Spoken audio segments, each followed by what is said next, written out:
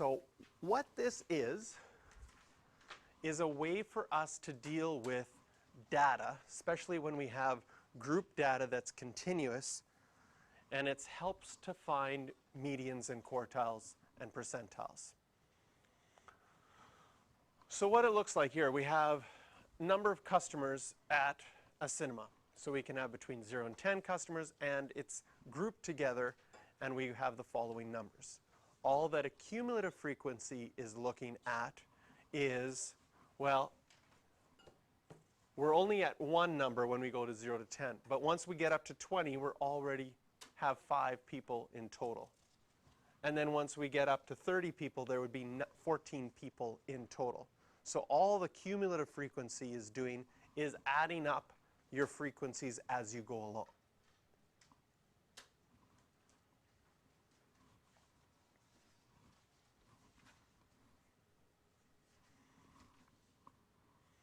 And whatever your last number in your cumulative frequency, that will say how many in total. So this had 100 people going to the cinema, and that was how it was split up. But you can see that the top 10% would be above the 90. And so it gives you some data from there.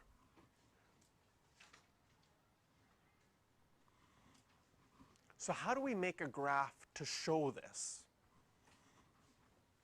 Well, what we do, don't draw the red lines yet, but what we do is if we go back to the data that we have before, is at 10, we'll mark a 1. At 20, so always at the high point of your group data, you'll mark those points. So just looking at these first ones, and you have it on your sheet there, we've got 1, 5, and 14. So let's look at how those show up here. At 10, we mark 1. At 20, we mark it at 5.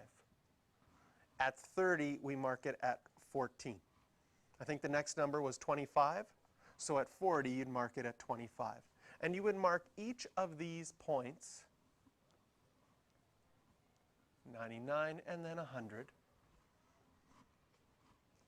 at the high range of its group. Because by the time you get to 10, there's been one person. By the time you get to 20, there's been 5 people. And then you draw a nice smooth curve through those points. And that smooth curve estimates in between.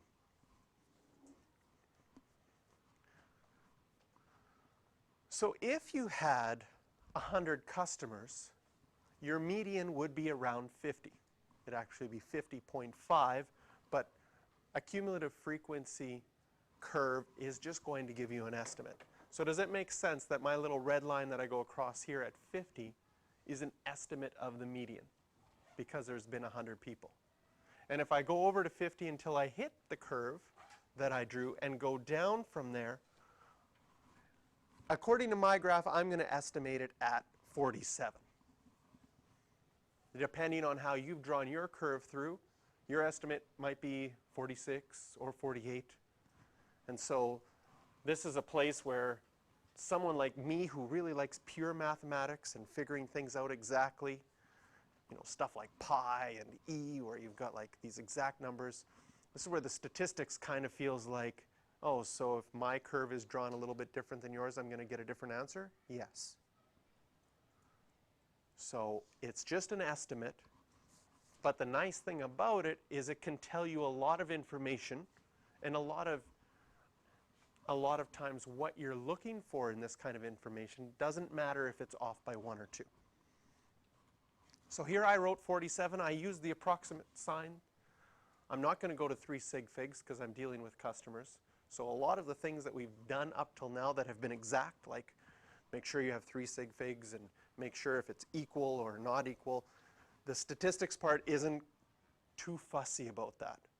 So like on your exam, some parts of statistics, if you use an equal sign or approximation sign, they're going to be fine with either. If I wanted to find the first and the third quartile from my cumulative frequency graph, well, if I have 100 people, The first quartile is going to be around 25. The third quartile is going to be around 75. So again, I went from 25 until I hit my green graph and went down, and that happens right at 40. I went from 75 until I hit my green graph and went down. My estimates for quartile 1 and quartile 3 were 57 and 40, so then my estimate for the interquartile range would be 17.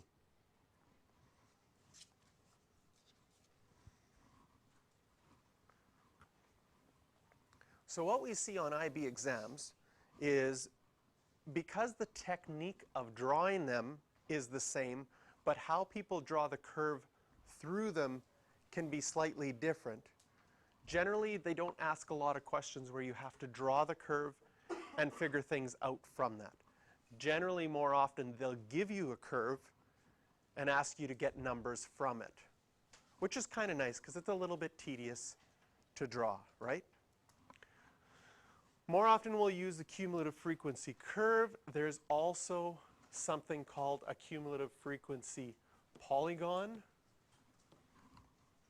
and we'll look at what that is as well. So, what the cumulative frequency curve, what it does that's nice, is you can quickly find out certain percentages, certain percentiles. What do the top 20% of people score? And you can use the graph and very quickly get that estimate. So they're a very useful tool to get estimates quickly, and that's why they're used, right? They're not a tool to figure out things exactly. But as soon as you're grouping things between 0 and 10 and 10 and 20, you're not looking for exact numbers anyways. So here, if you figured out the cumulative frequency, again, you're just adding things up as you go along.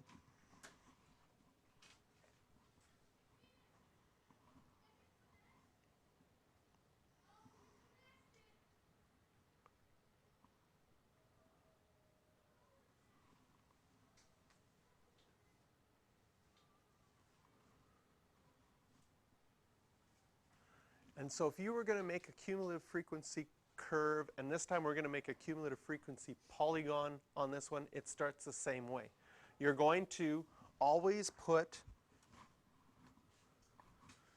your cumulative frequency on your y-axis, and you're going to always put your scores or whatever you're measuring along your x-axis. So you're going to have to figure out some sort of scale that's going to be reasonable.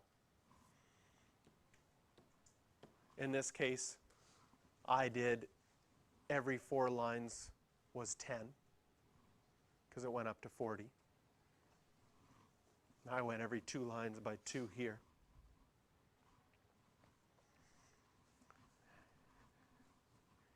And it's nice to put your scores along here, whatever the upper value of your chart is. So if we look at my chart here, my score is 0 to 10, 10 to 20.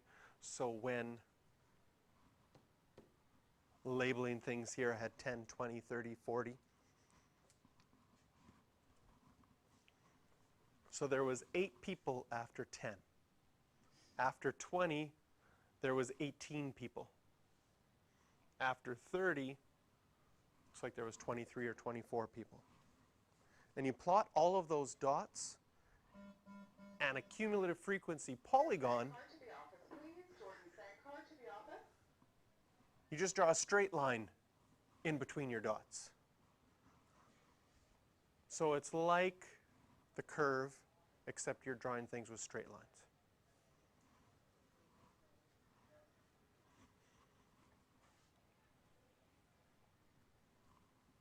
Again, you can estimate the median upper and lower quartiles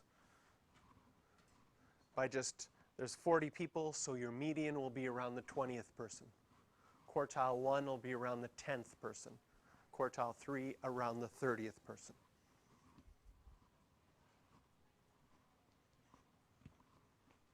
I guess technically with 40 people, your median would be at the 20.5, the average between the 20th and the 21st person.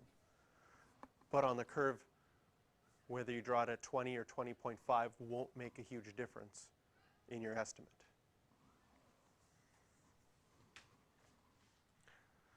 So now, The cricket club, which is what this data was representing, wants to award prizes to the top 20% of players. So how can it use this graph to figure that out? Well, the top 20%, if we figure out 20% of 40, that's 8. That means you're looking at the 32nd person and above. So two ways you could calculate this. I calculated 20% of 40 to get 8. But then I subtracted that from 40 because I wanted the top 8. So I'm looking at the 32nd person as the lowest of that group. You could have also done 80% of 40, because 80% of 40 would give you that number 32 right away. Kind of like we did with our inverse norm. We always went from the left as a percentage. Sort of that same kind of idea. If you were looking at the top 20%, that's your 80th percentile. And if we go back to the diagram that we had up before, and I go from 32, cumulative frequency of 32 and down, according to my cumulative frequency polygon, it looks like a score of 44. That's what I would use to estimate. So they could use this diagram to get a quick idea of what should be used as a minimum and then give out prizes. It's not going to be perfect. Maybe they would give out 9 prizes once because of their estimate. But if they're willing to do that, then that's fine.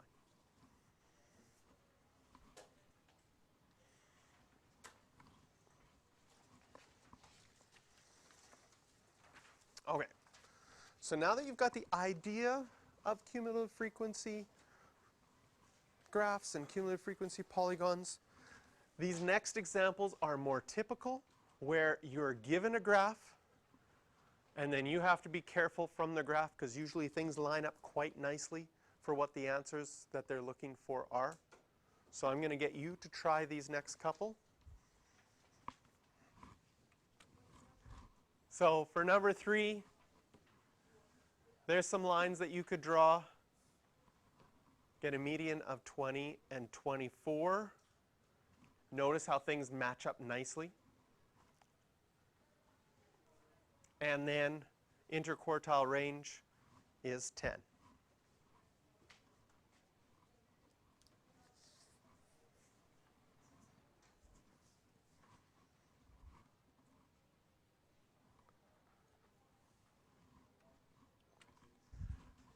So here's our data.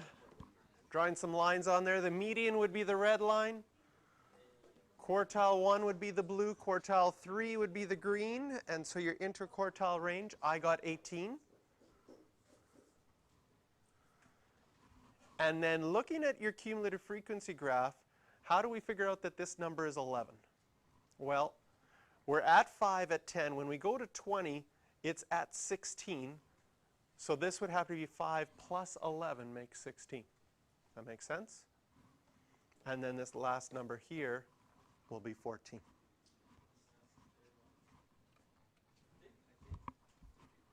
All right, so here's our data. Now we've got a big group, 800. Number of students who scored 40 marks or less. So that's the blue here going up from 40 and over would be 100. The middle 50%. So sometimes you'll see this, you'll see the middle 50%, and that's really easy to see that that's just your interquartile range from quartile 1 to quartile 3. Sometimes on an exam they'll pick a number that isn't as nice, like the middle 32%. Okay? So then you're going to have to do a little bit more thinking, how would I figure out what those numbers are? But for the middle 50%, that's pretty easy, because that'll just be quartile 1 and quartile 3. The middle 32%, you can think of that, well, that means 16 above and 16 below, right? So you'd be looking at your 34th percentile and your 66th percentile, and having to figure out what scores those were and then go to your diagram to figure them out.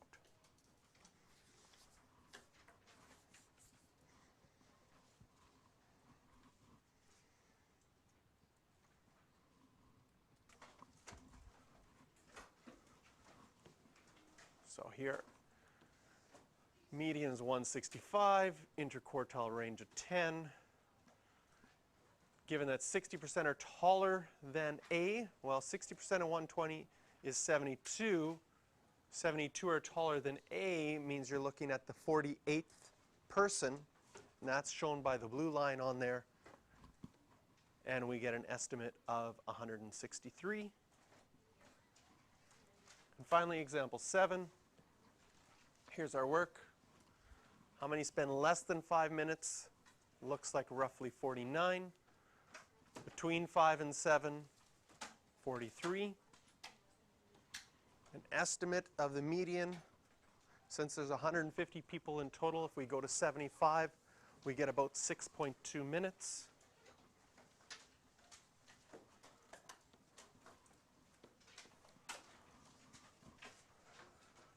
%, spend longer, so this time I did 60% of 150 to find the score directly at 90. And then on my graph, I went up and over and found out K was 6.9. Now, when you figure out these data points in between, one thing I did as a check in the end is I checked to make sure they added up to 150. Because sometimes when you're estimating, you might get a number that's off in the end, so then you might need to adjust some of your estimates within there. And when I looked at it, that's why I changed that 40, because it really seemed like it was 40 and not 38. So if you take the mid values of each of those and calculate your mean, you'll get a mean of 6.23.